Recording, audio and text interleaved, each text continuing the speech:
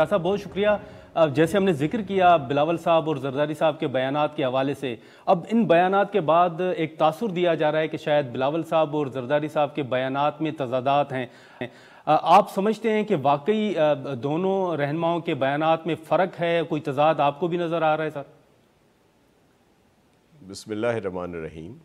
اللہم صلی علی محمد و آل محمد۔ جی شاہ صاحب دیکھیں، ایک سمپل بات ہے کہ پریزیڈنٹ آصف علی زرداری صاحب نے جو بات کی وہ ایک ادارے کو تقویت دینے کی بات کی۔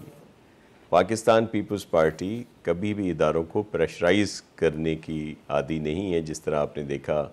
کہ فارن فنڈنگ کیسز یا دیگر چیزیں ہوتی تھیں تو جس طرح پی ٹی آئی کے دوست ان پر اثر انداز ہونے کی کوشش کرتے تھے، انہوں نے تو ایک بالکل سمپل بات کی ہے، اور ہم بہت پر امید ہیں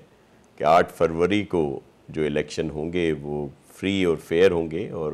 وہ جو رزلٹ ہوگا اس پہ سب لوگ متفق ہوں گے۔ آپ نے ابھی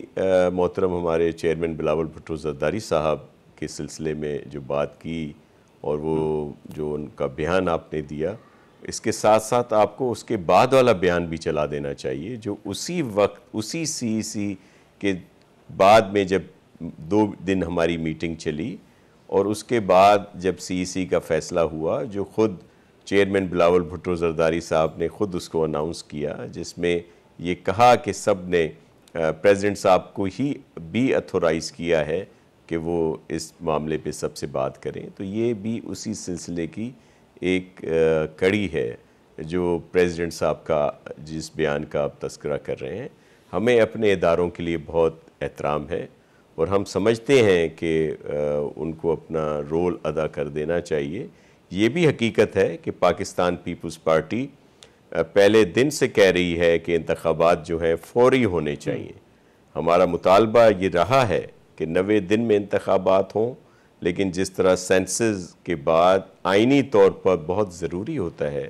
کہ ڈی لیمیٹیشنز ہو جانی چاہیے، اور وہ بھی ہمارا رہا کہ چلیں ڈی لیمیٹیشن 30 نومبر تک بھی، وہ بھی آپ کو یاد ہوگا کہ وہ بھی کوئی دسمبر کی ڈیٹ تھی۔